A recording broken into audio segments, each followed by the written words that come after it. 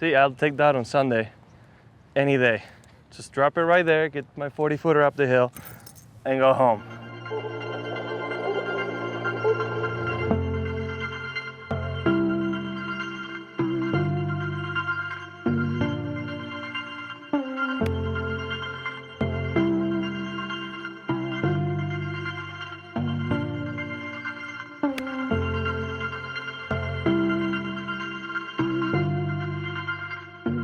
Pretty much all of the right? Yeah, it's a little off the right. Yeah.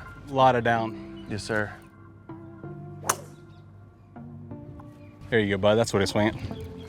When you're traveling literally across the world, because I'm the opposite side of the world, you can't ask too much of yourself, right? So today, I'm just getting out to see the course move, trying to get the mind into the right time zone, and mainly just try to get my feel around the greens. Just trying to get the speed, trying to get the runoffs, the grain. That is priority number one.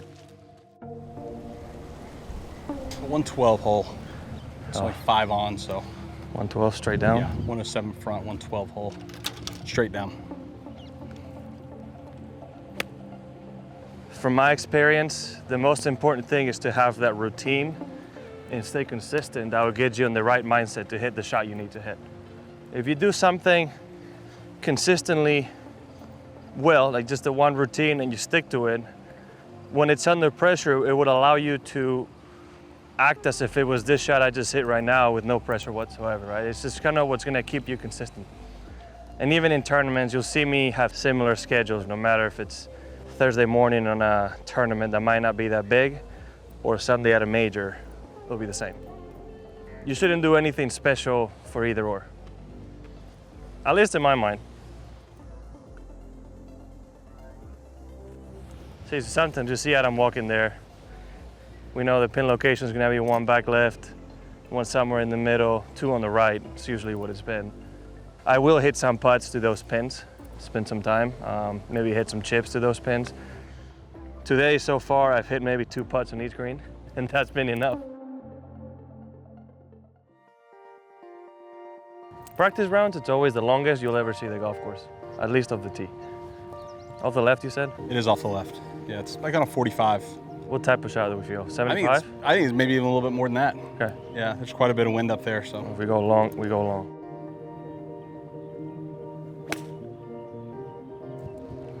Sit down. Flushed it. See, I'll take that on Sunday, any day. Just drop it right there, get my 40-footer up the hill, and go home. I've had a few tournaments that felt amazing. It's almost when mind and body come together, right? It just seems effortless. Where you go on top of the shot, you know, and the swing is just fluid. There's no restrictions of any kind. And the ball flight, shot after shot, just keeps coming out the way you see it. You know that it was gonna be perfect distance-wise, but the shot, the shape, and the trajectory is the way you want it to be, right? And the grain on the greens, same thing. The putt will come out the way you want it. It might not always go in, but that to me is that perfection. There's just no, let's say, roadblocks. Everything just flows in naturally and turns out to usually be a very enjoyable round of golf.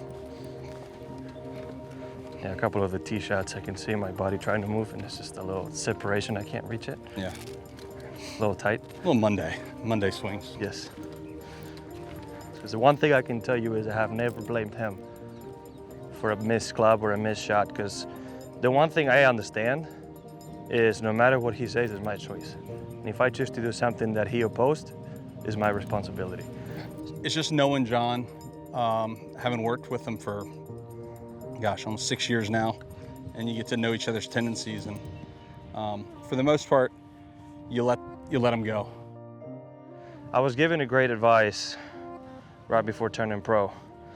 That is, I'd rather go with the wrong club selection or the wrong shot selection for the moment with 100% confidence than with the perfect club or shot selection lacking confidence. Because more often than not, you will miss that shot, and if you're 100% confident, you might make the right swing and end up in a good spot.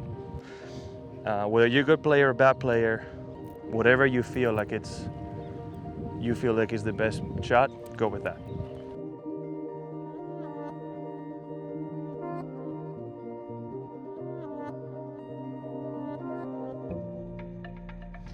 I think the main difference between believing you can be one of the bigger names in the sport and actually being it is the actual fact of living it. Nothing really changed from when I first played here in 2017 to now. All right, the ambition is still the same, the work ethic is still the same. It's just the difference of coming in and being a known name and seeing your face on some of the billboards on the grandstands, but nothing else. Yeah, no, 620 from this tee. Yeah. 63. Oh yeah, it's a whole lot of numbers. I'm not very smart to add and subtract that much, so that's why I have at them. And I can only do it to 300. Any more than 300 is driver, so. That's right.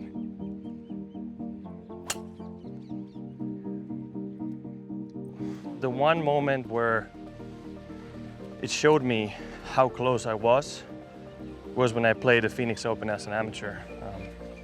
I wouldn't say I played bad. I played really good golf, but it wasn't my best.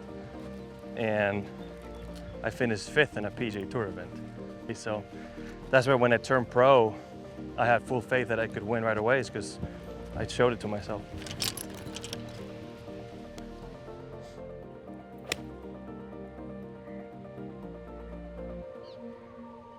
Being in a position down the stretch where you have a chance to win and you felt those butterflies before.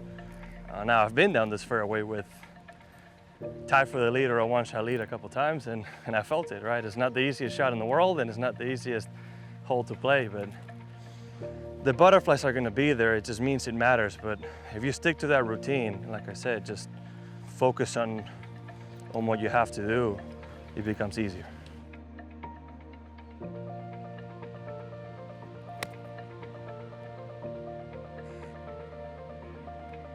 This is the first time I'm back since I got up and down from that bunker to win the race to Dubai and the DP World Tour Championship, right? So I'll draw on those memories a little bit.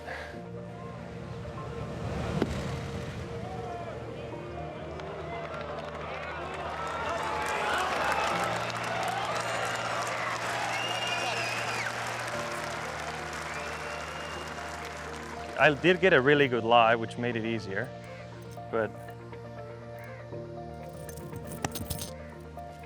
there you go. That is very similar to how I was. It ended up, what, 4 feet? It's a very good spot to miss to that pin.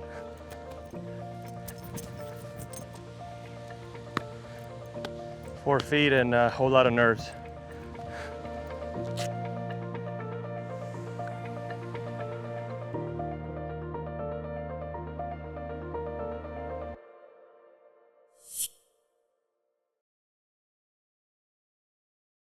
To watch another DP World Tour video, click here, and to subscribe, click here.